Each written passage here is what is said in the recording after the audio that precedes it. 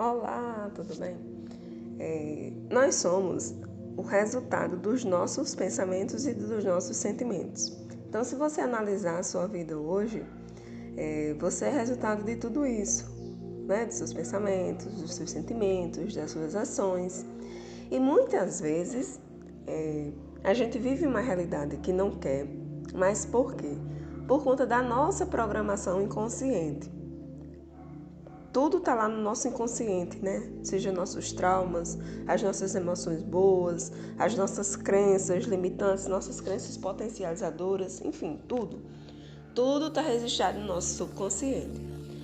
E aí eu quero trazer hoje um conhecimento que eu não sei se você sabe, mas é importante trazer porque a gente está aqui para buscar mudanças, tentar ser pessoas melhores, acessar aquilo que a gente quer, nossos sonhos, nossos desejos. E esse fluxo de mudança, ele passa por dois sistemas que a gente carrega, né? Que são as nossas mentes consciente e a mente inconsciente. Muito daquilo que a gente quer, a gente fala de maneira consciente. Eu quero isso, eu quero aquilo. Só que quando a gente fala isso, bate de encontro, né, com a informação, a programação que a gente tem registrada lá no nosso inconsciente. E logicamente que isso não vai dar certo, não vai acontecer. Por quê? Porque o nosso inconsciente, né, a nossa mente inconsciente, ela está o tempo todo querendo nos proteger. Então, se um evento já é conhecido, se você sobreviveu àquele evento, por mais que tenha lhe causado dor, que tenha lhe causado sofrimento, mas você resistiu, você passou por aquilo ali. Então, a mente inconsciente, ela já sabe, opa, isso aqui não matou, né? Isso aqui fez com que essa pessoa sobrevivesse. Quando vem algo novo que é diferente da informação que você tem lá registrada, ele bloqueia. Então a gente precisa ter essa consciência, né? E, inclusive o Neville Goddard chama isso do conhecimento sobre a lei da consciência, que é de como essa lei ela reage, né, à nossa vida.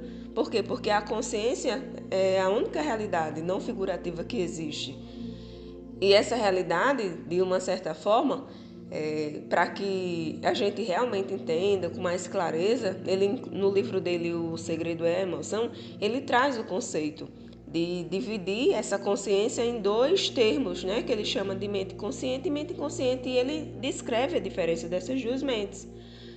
Que o consciente é pessoal e seletivo, já o subconsciente é totalmente impessoal, totalmente não seletivo, que o consciente, de uma certa forma, ele só gera as ideias e é impressa essas ideias no subconsciente e por aí vai, né? E a gente sabe que tudo que se expressa vem através de quê? Vem através do nosso subconsciente. Então a gente precisa ter essa noção e muito do que está lá no subconsciente a gente não tem conhecimento, a gente não sabe que está lá registrado, né? Porque é um registro de uma vida inteira. Inclusive se fala que a gente também carrega memórias de vidas passadas. Isso aqui eu não quero entrar no mérito, né, de quem acredita, de quem não acredita, enfim. Só que aí o que acontece?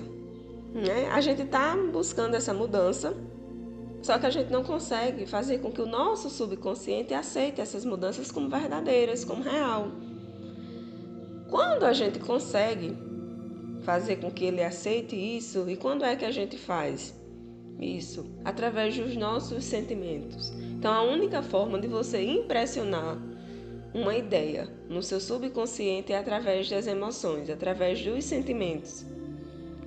Por quê? Porque todo o mecanismo de criação, de todo o mecanismo de mudança de realidade, ele está no nosso subconsciente. Então, se a gente tem a ideia de que aquilo que a gente quer, mas se a gente não consegue burlar o nosso sistema subconsciente para que essa ideia seja impregnada nele, as coisas não acontecem, né? As coisas não fluem, elas não andam. Então, essas ideias de mudança que a gente quer, elas têm que ser impressas no nosso subconsciente. Como é que eu faço isso? Através dos sentimentos.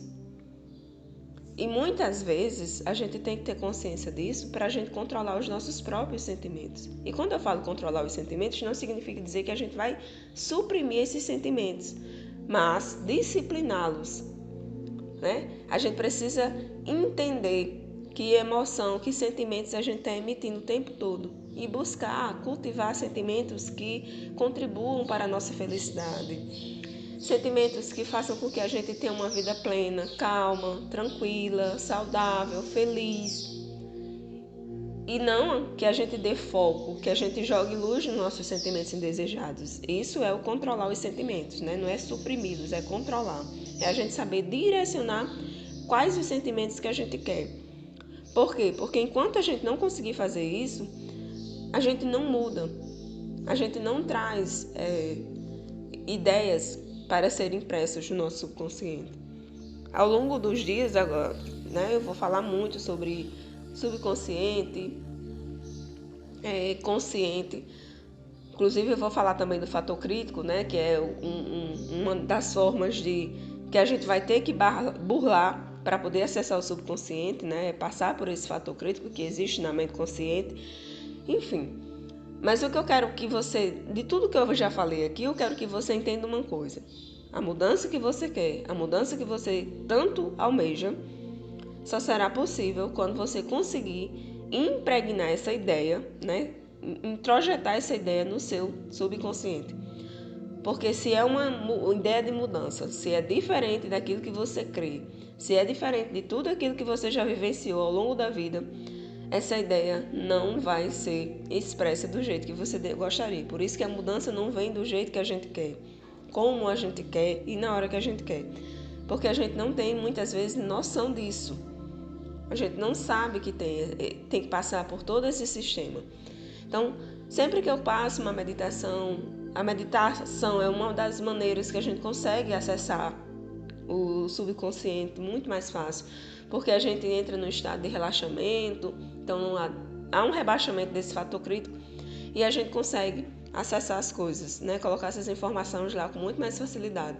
Então aproveita, sempre que puder medite, sempre que puder faça uma auto-hipnose, porque você rebaixa esse fator crítico, inclusive depois eu vou falar mais sobre isso, e a sua mente ela fica relaxada ao ponto de você conseguir introjetar novas ideias, novos pensamentos. E aí é onde vem realmente a mudança, né? Porque de nada adianta a gente falar, se a gente não conseguir trazer essas mudanças de maneira prática e efetiva para o nosso dia a dia, tá bom? Então, qualquer dúvida pode perguntar e a gente vai se falando. Um beijo no seu coração e tenha um ótimo dia.